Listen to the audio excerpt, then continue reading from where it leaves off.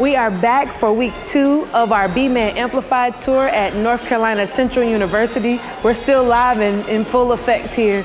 We had an amazing panel discussion with Dr. Cierrea Roach-Gerald and featured Dr. Jayla Calhoun. I'm your host, Dr. Jasmine Weiss. Let's jump right into the episode.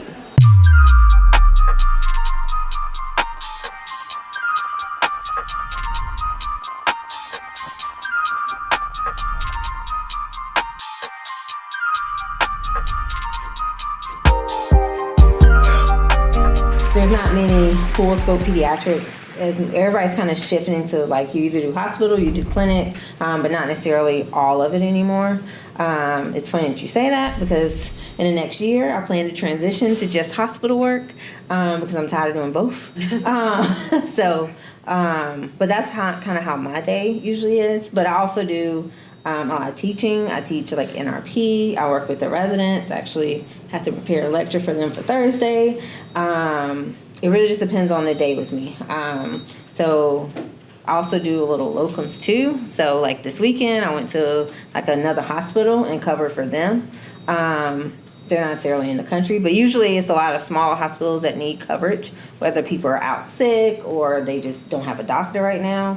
And so it really just depends on my day, but I actually kind of do a little bit of everything throughout the day. Okay. It's a pretty busy day. Okay.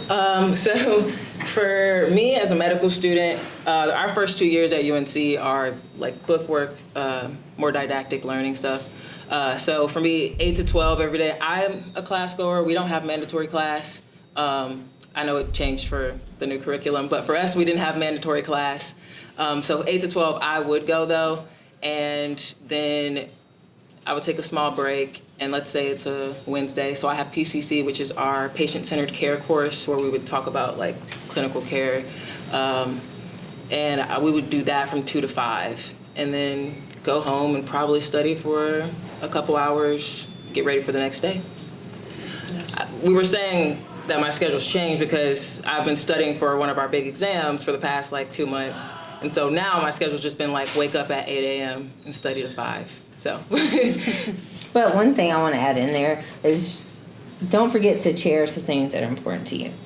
So throughout like medical school, throughout even undergrad for me, through residency, going to church was important to me. So I always fit that in and had that in my schedule. I'm also an OCD person.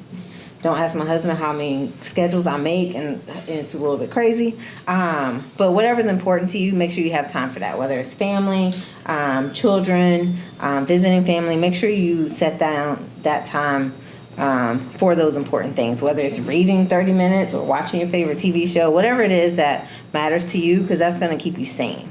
And so whatever it is, don't forget to add that into your schedule. Exercise, forgot about that. Yeah. But, don't forget to add all that stuff in there. I love that, especially because as you go, there will be times where you can't do as much of what you love, and then there'll be other times where you can fit it in more. But the whole time, you got to try to find at least a little window to spend time with family, friends. For me, prayer, like you said, going to church was big for me too. And then from a studying perspective, I know you mentioned, you said 8 to 5, you said it kind of quietly. Yeah, sorry. But when you're studying for your step exams, it takes that much dedication. And to your point of going to class, some people will be okay with virtual in med school, but for me, I was a class goer too. So I felt like going to have the material, I would listen to the lectures that were, given to us, but then go to class because that helped. So ultimately, I say all that to say, find what works for you all when studying, because it will be a step up from what you're doing now to medical school. The amount of studying you have to do really does change. So building on those study habits early is important for sure. Like you might have a whole semester here, you're going to get that in like 2 weeks. Yeah, that's 2 or 3 weeks. It's going to be like one test. And so you're going to have 4 or 5 of those classes like that. And so whatever study habits that for good or bad, as you're trying to, figure out what works for you, start working on them, building those. And it's not going to be, I'm going to start studying at 8 p.m. the night before the test because you might as well cancel it. It ain't going to work. Just don't go. Yeah. Don't take that. Don't do that. Absolutely. So I have one, if you had to leave these individual students with one parting word of wisdom before they ask some questions, what would you leave them with? And then I have one last Bolus Round question I'll explain in a minute too. I guess I would say pray, be consistent, enjoy what you do, and just continue to push yourself, continue to strive high. I would say that there's value in your perspective, and always know that you have value in your perspective. So going forward, always be confident and stay true to yourself. I love that. I love that. And so the Bolus Round is something we do on the BMed podcast where we ask some rapid fire fun questions. And so I'm just going to ask you all a few of those fun questions, and then we'll go ahead and have you all ask questions. And to do that, I'll have you actually stand up, say your name, what year you are and your major, and then ask your question. But before that, we'll do our Bolus Round. All right? So I know you ladies are both basketball fans. I am too. It's amazing that we're all basketball fans. Exactly. So, Don Staley just won. But who is your favorite player, and why do you admire them? Oh, Kobe all day. I might have cried for a day after Kobe died, but Kobe all day. But yeah, I'm a big basketball fan. But definitely Kobe, the work ethic, everything. He was just amazing. I would say Kobe too, but I don't want to be like a copier. So I'm gonna say Dirk Nowitzki, just because I've always admired his play style. That was kind of like the vibe of my play style, and I just think being able to not be the most athletic person and be able to do the things that he did was really impressive to me. I love that. Love that. Okay, you already know I'm a Steph Curry fan, but greatest shooter of all time, so I'll just leave it at that. Wait, you're a fan because he's North Carolina? I'm a fan because he's North Carolina and Okay. Charlotte, and I was a shooter too. I was a shooting guard, so he was a perfect person to look up to, even though he played point guard. But so if you had one meal you could eat for a month, just one meal, what would that be? I'm not gonna lie, pizza. There you go. It's my go-to. Pizza? Pizza. Okay. Okay, I'm gonna sound really weird. Chili. I really like Okay, chili. why Turkey chili? I don't know. I guess you can eat it with. Can I have crackers with it? You can have a whole meal. Okay, cool. I love it. Okay. And top 2 movies of all time for you? Oh, go ahead. No, So I only got no, one. no. I was gonna say Love and Basketball, but I ain't got a second. I'm like, Dad, she told me to give me 2. Okay, Love and Basketball is 1. I ain't got a second. Okay. I like Lady Sing the Blues because my mom really liked it, and she loved Diana Ross, and Slumdog Millionaire. Okay. I guess I'll give mine is Coming to America, and I have 3. That's unfortunate. I'll give you one. You'll give me, okay, all right. So Harlem Nights, if y'all haven't seen that before, and Remember the Titans. I just love that movie for some reason. It's so sad. Right? This one's sad. And then my last question for you all is, I want you to shout out any business and tell us more about your entrepreneurship side. And then, Jayla, for you, you can shout out anything you want to do in your future that you may not have been able to accomplish yet. Okay. So I did the UNC Leadership and Public Health degree. For one, I thought I wanted to open my own practice, rural medicine for low-income families. After starting businesses with my husband, I cannot say I want to open another business right now, even though we have 3. But I can't say I want to open another one. But that was kind of the purpose of going down that path, was to kind of see. I kind of started at CC Baller, I got out of the Army. I had 2 months before I started another job. And I ain't gonna lie, I was just bored. I ain't had nothing to do. You can't just give me this much time. And so that's when I started mentoring and kind of just reaching back. And it's pretty much what I do. I do a lot with residents and stuff like that. And so that kind of does the income of it. But I just like coming to like events like this, just mentoring, networking with people, motivating people, going to conferences, stuff like that. So, and then the other one is Aspiring Mind Snapshot. I don't know how we came up with it, but we went to a selfie museum when it was a big thing like 5 years ago, or I guess 3 or 4 years ago. And we fell in love with the idea, started one in Danville. Then we ended up, he actually thought of the idea of doing it mobile and doing festivals. And again, I love kids. So we go to all the like kids festivals, children's festivals. And so that's how that branched off. And then we ended up selling the shop. And so we don't do like the shop anymore, and we just do festivals. We have the residency graduation we're about to do. So we just do events like that. And so it's something that's totally not medical, that's fun, and I just love it. Okay. My bad. I'm sorry. No, yeah, that's a lot to busy follow. life. Yeah. I think for me, I want to be able to, in the future, leverage my position like you guys are doing to empower younger generations and generations coming behind you. As well as that, I just want to make it to clinicals and being able to actually practice some of the things that I've been learning over the past couple of years. And then leave the country. I want to leave the country. I've only done that once. I went to the Bahamas, so I want to do it again. Love that. We'll allow you all to ask questions at this point, and I'll just add, like, your physician entrepreneur bug is one that I too have. And I think what is unique about what we get to do, people don't realize your journey to medicine is long, and then you get to explore who you are as a physician and what you want to do and how you want to impact the world. So for your mentoring, for going to festivals and being with the children, it all kind of feels like the similar thread of wanting to really be there to help kids, or for me, impacting Black and brown communities with events like this or children's books about career exploration. You can really do a lot.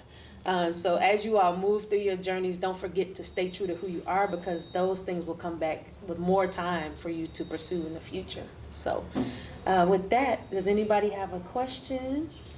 All right, we'll go here first. So I'll have you stand up. Hold on 1 second. I'm a freshman biomedical science major with a minor in public health education. And my future goals is trauma medicine and shock trauma surgery, things like that.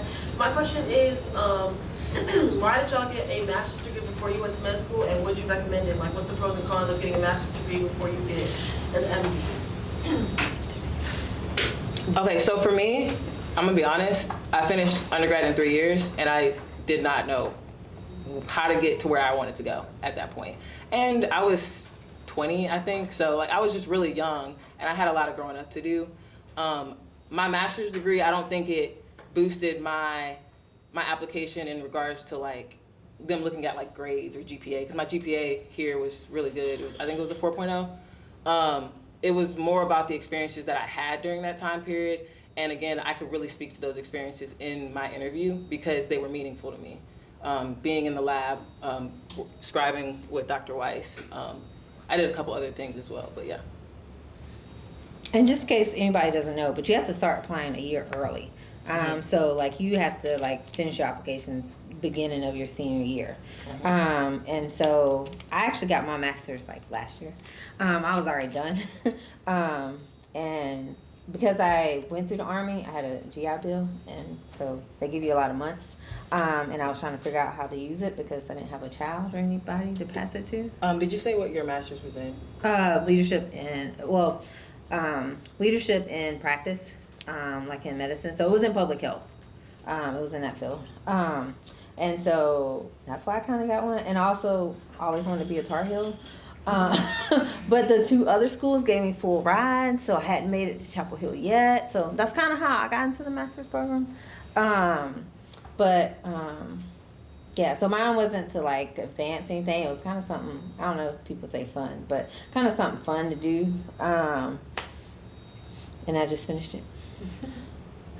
I love that. For me, I got my master's after residency as well. And so the pros and cons to each, I would say, for me, getting it after training, I knew how I wanted to use it, right? So I knew I had gone through pediatric residency, and I wanted to focus on how do I impact patients more than just one patient at a time, one visit at a time. So getting my master's in health sciences allowed me to go to Yale to do 2 years of learning kind of the research aspect of things, and now I do medical education research. And so if you do it beforehand, it's still an awesome experience. You can get a lot of exposure to population health if you do public health. Some people do healthcare administration because they think they want to go into the business side of medicine. Some people even get their MBA because they want to do the business side of medicine. So it's a lot of different opportunities, and it's all about what makes the most sense for where you see your career in the future as well. And you can do MD and MPH programs as well, or MD PhD if you're crazy, to do it for like 8 years. So there's different tracks you can do. It doesn't have to be like a traditional track. And some of the like MD, MPH, like ECU, you can do it where you do your first 2 years, you do your MPH the third year, and then you go back and finish your clinicals. That is also how to do it at UNC. Okay, so there's different options for how to do it. Hello, everyone. Are you enjoying the episode so far this week? Well, I'm excited to announce that this week's episode is sponsored by the BMed app. That's right. You heard it. The Black Med Connect app. This app will be for any Black or Brown pre-medical students, medical students, residents, fellows, and attendings, even for institutions. We're in the process of developing our app, and we wanted to share it with you now. So if you're interested in receiving updates on when the BMed app will be available to the world, then head on over to bmedconnect.com/app, APP, and join the waitlist. Let's jump right back into the episode. And even though those MD, PhD programs are long, they are long. A lot of them will pay for you to go to school the whole time. So if it's something you are interested in and you want to do both the PhD side, you've got to be really passionate about doing that side to do a dual degree like that. But that's another option as well. All right, you had a question? Okay. Hi, my name is Genevieve. I'm a first-year sophomore, and right now I don't really know, I guess, where I want to go. I have been looking into the trauma surgery side though, but actually adding on to the NPPH subject right now, because my major is clinical research, so I have an interest in research, and I actually have done my research on like different programs, MD, PhD, all of that. And I wanted to be a physician scientist, and I realized that you have to get your MD, PhD. But I was going to ask, I actually had 2 questions. I was going to ask, is there like any other track or any other way that you could still, I guess, pursue research with just MD, or if I could, I guess, get any other degree or anything else and still pursue research as I'm pursuing my career? And also, what challenges do you all face within your workplace, whether it's you being a Black woman or just like in your occupation in general? Good question. So I can't necessarily answer all the research. I don't necessarily do a lot of like bench research. But having just an MD, a lot of times if you were to go like on Indeed and look, you can just have an MD and get a lot of those research jobs. Some of them want you to have PhD as well, but MD like qualifies you to work at like Johnson & Johnson, because there's a lot of different ways that people don't realize that you can work. And so you could go and actually do like bench research at Johnson & Johnson, or maybe you're just in charge of their clinical studies and stuff like that. So there's a lot of different pathways that you could do. I wouldn't limit yourself that if you only got an MD, PhD, that's the only way you could do it. I wouldn't limit yourself. I would honestly apply to both programs, just MD and MD, PhD, and see which one kind of, once you interview, talk to them and see which one fits you more. And so not limit yourself. What's the second part? Oh, the workplace. No matter what your major is, no matter what you do in life, I think you're going to always have struggles being a minority, and then being a female. And then when you have both, I think you're always just going to have issues. And I don't think you're going to ever necessarily get out of that, no matter how much cultural competence we teach, how much diversity we teach, we're still going to have those battles, right? And I don't think there's any, other than you can teach your peers about things, but you're still going to have either the bias or the stereotypes or whatever they may go through or you may go through. You're going to always have those. I would be very naive if I said that in 2050 we're never going to have that. We're still going to have issues. It might be different, Because I would even say that the LGBTQ community is having more of the issues than, not necessarily more, but they're more in the spotlight now and having more issues like, oh, can you be a doctor? Are you a man or a woman? I think they get more criticism than I might as a black female. And so I think it's just going to change with how society views things. But just again, being resilient, having your support system, and knowing that you're important, that you're worth it, is going to be valuable. And figuring out how to get through that, because you're going to unfortunately face it. And there's not a master's course on how to get through it, because you're never going to know how it's going to come at you. Sometimes it comes from the high, from the CEO, and sometimes it comes from the person that was just sitting at lunch with you that you thought was your colleague. So you don't know where it's ever going to attack you at. Sorry, that was a downer. It was a downer. I want to piggyback off that for the question regarding research. So you don't have to have your PhD at all to do research. Like, that's the definitive answer. There's so many types of research, and so I encourage you all to explore all the different types, because I think a lot of students that I talk with, they think basic science laboratory is the only type of research. And so I say get those experiences, because you really might like being in a lab, right? I got to do an internship where I was working with asthma and mouse lungs. It was fun, but that wasn't necessarily what I wanted to do. But I learned that by doing the experience. So if you can get internships to help you decide, like, do you like laboratory research, or do you like patient interactions where a physician is trying to decide if this intervention after a knee injury is better than another intervention, right? Those are clinical experiences. When we say that, we mean direct patient problems with solutions in more of the clinical setting. Some people like to do or think about medication trials as research that you can do. And you don't have to have your PhD to do those things, but as a resident, you are exposed. Med student, you're exposed. Residency, you're exposed. And if you really want to do specific types, if you specialize and do fellowships, then they really have another kind of set of years where you learn the research skills that go along with doing research as a physician without the PhD. So that's just something I wanted to add. In terms of microaggressions and bias, you're going to encounter it, to your point, Dr. Roach-Gerald, every step of the way. You know, at an HBCU, you don't think about it as much. But when you go to wherever you go, if you go to another HBCU, that's one thing. But if you go to the next level, you're going to experience people who will ask you silly things like, why are you here? How did you get here? And I say the same way you got here, right? Like, I'm just going to tell you this.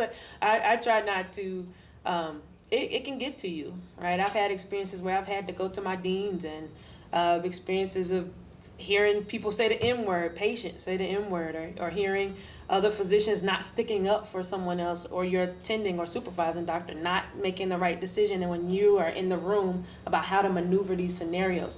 So the big thing is, don't live in it alone. Don't sit with it by yourself, and make sure you reach out to your deans or advisors.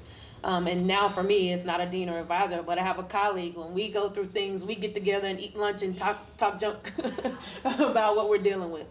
So ultimately having someone to talk to about it, and if it's bad enough, you may have to escalate it, and that's okay too. Don't be afraid to do that, because each institution you go to will have a mechanism for you to report these things, and they want to know when things like this are happening so they can try to correct them.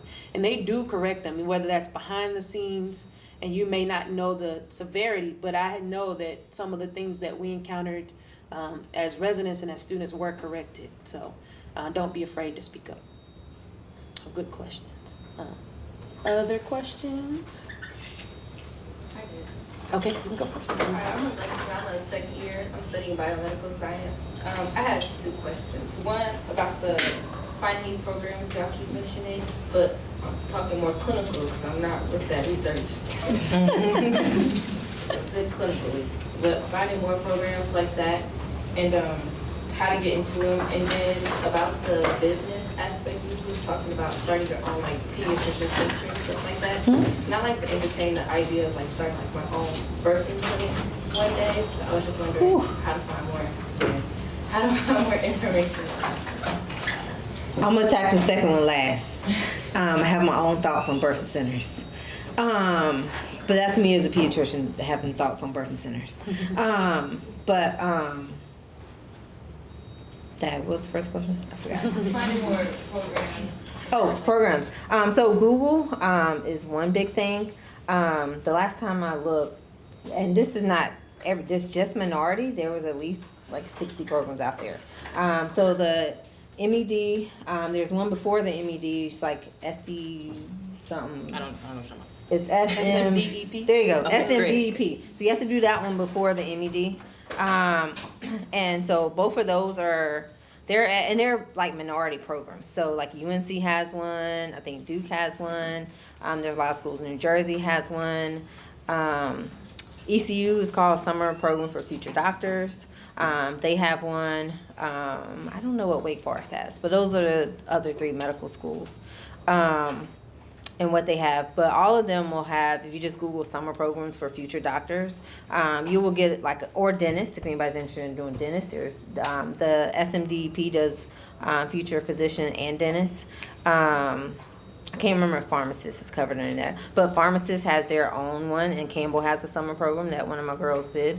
And so just looking them up like that, or even just going to the different medical school website, and they'll have summer programs or summer opportunities and stuff like that. The ones that are in the area, if this isn't home, they have them in Maryland, wherever home is, if you want to do it closer to home. Private practice, I don't know, that's a whole nother beast. I can't say that I've mastered that one yet. I haven't 100% decided if I'm going to ever go down that path, because it's a lot of work. So you have the business side of it, and then you have the medical side of it. So the medical side, for the most part, I could say it's pretty easy for us, right? You'll start to get it, you'll get that side, but this is the business side of actually running the business, making sure you're having a profit, making sure that you work with insurance companies. So that part of it, I'm not looking forward to. So that part is hard. So what I was talking about was the FQHC, Federal Qualified Health Center. And those are usually like outpatient clinics, not usually like birthing centers. But those are usually more like outpatient to provide those services. And they're usually so if I would say here, like Rougemont, or maybe something outside of Durham. That doesn't have really, it's nothing. Fighter? You mean the FQHC? No, like a city. Oh. I'm thinking of a city, but it'd be a city that doesn't have like resources. Oh, Siler. Okay, Siler. That would be another city. So you'll be those small cities that don't really have, like, they might not even have a clinic. And that's how you can get federal funding to be able to move that forward and get federal funding for that. I've never really looked up how to do a birthing center. But okay, I can't not ignore it. But my pediatric side, they sometimes have high complication rates because they allow babies to go home at 4 hours. And you usually watch babies for at least that first 24, 48 hours. And so they had one in like Raleigh. When I was stationed at Fort Bragg, I hated it. I'm glad it closed because they had like 5 or 6 deaths for neonatal deaths in like 6 months. And so that's why I'm a little biased. And I don't like birthing centers. You said birthing because I want to do OB. Gotcha. But yeah, so that's why I'm a little biased because I'm totally for midwives going to the house and all that stuff. But I think those things you also have to monitor the patients, and they usually weren't getting monitored, and everybody doesn't qualify for being in a birthing center. And if you have complications, you shouldn't go to a birthing center. And so that's what was going on with that. I think somebody's trying to get in. Yeah, I will add, I know a lot of OBs that have private practices, but then they are connected or they have privileges at hospitals. So there are people that have their own private practices in OB. They just have a different way of connecting. I think I wanted to start my own practice at one point, but to your point, the business side is a big part of it. And so you've got academic medicine, which is working at a medical school. And what that looks like is much different and how you spend your time because you do a lot more teaching. So for me, it's resident teaching. I see patients a few days a week. I do research. At a private practice, a lot of times it's predominantly all patient care. And so some people have started what's called direct primary care or direct to the consumer, so they don't operate the same way. Like I have a really good friend who's a family medicine physician who owns her own DPC type practice, and she loves that because she sets her own schedule. She's connected to the insurance companies, so the families pay a payment model, like they pay a monthly membership fee to be a part of her practice, and she absolutely loves that model. So there's a way for you to kind of explore, and these are some of the things you'll have the opportunity to explore if you continue to ask the questions at every step, because somebody will be able to like let you actually see behind the scenes of what it's like to have one. So that's a great question as well. And then you also have like recruitment, because just because you open a clinic doesn't mean patients are going to come running. You have recruitment, you have marketing, which is a lot what we learn. Doing business marketing is hard. It is extremely hard, and so because you have to have the time for it. And so I'm not knocking it. I would love it. But then another avenue is like buying out somebody that's retiring or getting rid of like a practice. That's another avenue that people go in. There's a lot of competition with employee-based like offices and clinics. Like if you guys just drive around, you'll start to see that all of them say UNC or Duke, right? There's not really many mom and pops private practice because they're getting bought out. And you have to be able to keep up with the UNC and Dukes. And so healthcare is going in an interesting way. I'm not saying that private practice is not the way, but we're definitely going in a shift right now, and it's just interesting where it will be. But definitely networking and talking to people about that, because it's a lot to go into. And it's a lot when you go into medicine, opening a practice, then, hey, I'm going to open my own salon. There's a lot more to go into it, especially the medical legal side. Great questions, great questions. We'll take one last question, and then you'll have plenty of time to ask your questions during our networking portion too. So my name is Karen Ferris, and I am a second-year master's student here at Central. And my question was, I know you guys talked about staying true to yourself, like going to church and visiting family, but what are ways that you prevent burnout specifically within your career, your specialty, and also medical school? Great question. You want to tackle it? Well, okay, yeah, I can say. For me, it's just doing those things that I know calm my mind, that really relax me. I'm a very anxious person. I have anxiety, and I can run myself into the ground before I even know it. And for me, it's just taking that moment, if it's 5 minutes at the end of the day, to just close my eyes and to just let it all go. If you have to get the Calm app, get the Calm app. I have the Calm app. It's great. That was my app for the Calm app. But yeah, so I do have that though, because sometimes I need something to calm my brain down. I have ADHD. My brain is going a mile a minute a lot of the time. So having something that's just some calm music in the corner, just sit here and relax. Don't do anything for 2 minutes. Just calm. If I can do that once a day, twice a day, I feel a lot better for me personally. I would say knowing that just because you go to, because I know I dealt with this in medical school, just because you go to church for an hour and a half does not mean you're going to fail your test. Okay? You can go to church for an hour and a half and you still will have enough time to study. Okay? You probably wasted an hour and a half playing Monopoly Go on your phone. Like, let's be honest. Like, so don't like guilt yourself into, but sometimes you're going to have to get that balance. So I actually went to medical school where I was at home. I had my own apartment, but like my family was there. But that support of them cooking me dinner sometimes, and I didn't have to worry about that aspect, helped out. But knowing that sometimes, all right, I can't go to Coco's graduation party because I need to study for a test this weekend. Or I can only go to this much part of the event, but I got to get back and discipline myself as well. So don't miss out on every life things, but some things, unfortunately, in medicine, you're going to miss out on. You're not going to make it to every event, whether it's call schedules, school, studying, tests. You're going to miss some things, but just having that balance.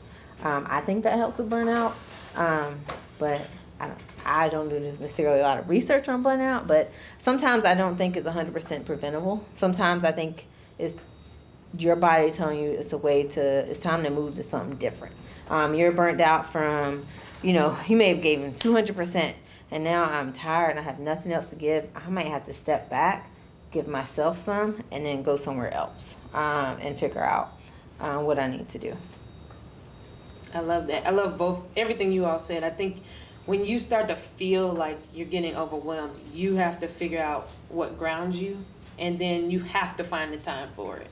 And so even now, whether it's business or work or too much research or grants being due or patient care, you've got to find the 30-minute window where you do nothing or you talk to a friend or you take a walk, and it's up to you, and you'll have to carve the time out. So block it. I advise you to, like, even as a med student or even for residents, when I tell them, if you're on a lighter rotation, put on your schedule that you're gonna go exercise or you're gonna go take a walk, because having it on your schedule, it feels like you have to do it a little bit more. So just making time for yourself, just like you put anything else on the calendar, because really, if you're not well, how are you gonna help others? And so that's the way to always keep that in the back of your mind. So you all have, go ahead. Oh, and I was gonna say, and don't. I'm not saying run away after one problem, but some places are actually toxic, and you may have to go to a different environment. It is not. You don't hear about it, but people transfer to residency programs all the time. People not necessarily medical schools as much, but people transfer all the time. Like, you may be in a toxic environment where they have so many microaggressions that you're not making it through the day. I'm not saying stick through that, but just know sometimes there's different options out there. And I'm not saying stay in a toxic place, but there's going to be a balance, and every day is not going to be a great day. I wish I could say that, but every day is not going to be a great day. No matter if there was a perfect job, I promise you we would all be fighting to get there. But there's no perfect job out there. So you're going to have good and bad. But you want to make sure wherever you're at that the good weighs the bad. And when the bad starts to weigh in more, it might be time for you to find a new place. Sage words to. I know. To I'm end our like, panel. But let's clap our hands for both of our panelists. You all were amazing. We hope you enjoyed this week's episode of the BMed podcast live at North Carolina Central University. This was part 2, where we explored all the experiences of Dr. Cierrea Roach-Gerald and future Dr. Jayla Calhoun. If you enjoyed this episode, stay tuned for next week. Until next time, always remember to dream without limits. Be sure to like, comment, and subscribe to Black Med Connect.